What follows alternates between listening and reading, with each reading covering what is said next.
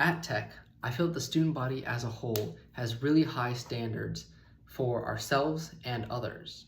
Now, as an engineer, it got me thinking, what are the metrics that we're using to compare ourselves to our peers and these standards that we try and uphold? I think the answer is achievements. It's what we put in our LinkedIn, our resumes, it's what we talk about during interviews, and it's how we compare ourselves to the other people we see on the street. But the lingering question is, what really is an achievement? Is it just something that makes you feel good? Well, kind of, but I don't really think so, because if that were true, we'd all be at home watching Love Island or other soapy dramas on Netflix and putting that on our resumes instead. Now, I personally don't know the answer, but I know Google does. So the Google definition of an achievement is a thing done successfully, typically by effort, courage, or skill.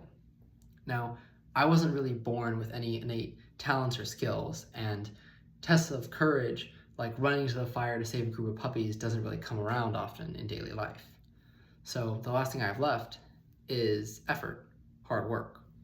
I must work really hard to achieve things. I'll study hard in school to get good grades.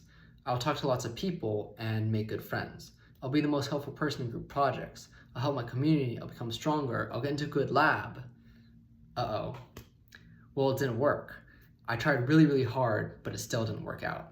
For literal months, I spent time cold calling, cold emailing, reaching out to everybody I knew, and emailing dozen professors, many fruitless Zoom calls later, and I still wasn't in a lab.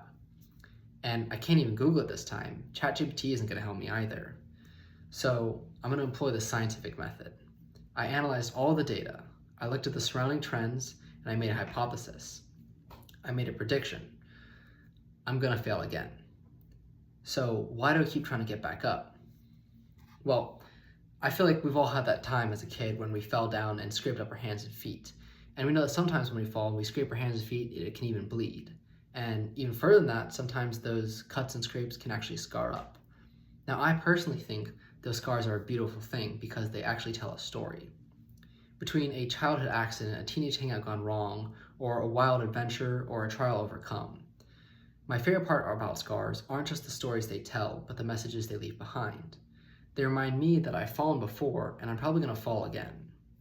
So the question is, why do I keep getting back up? It's because to me, an achievement isn't just the times that I've won. It's all the times that I've had to dust myself off and keep trying again. The merit of getting back up, being the underdog in your own story. It's a tale of human emotion as old as time, and yet every time we go to the movies, we're still captivated by it. The more you struggle, the more satisfying the victory. And sometimes just making it through the struggle alone is an achievement. So I guess I'm going to start enjoying the journey more than the destination. And I have to keep reminding myself that the biggest achievement I can't put next to my lab work on my resume is actually the path I walked to make it this far.